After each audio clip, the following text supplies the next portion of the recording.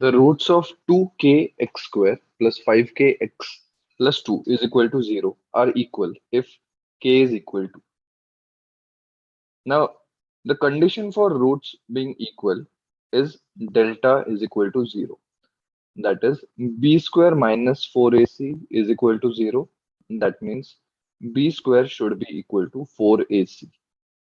Now, if we compare the given quadratic equation to the general form, we get a is equal to 2k, b is equal to 5k, and c is equal to 2. Now, substituting these values in this condition, b square, so therefore it becomes 25k square is equal to 4 into a is 2k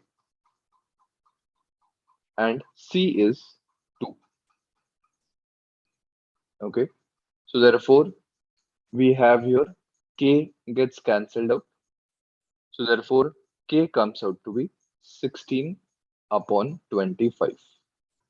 So answer will be option D.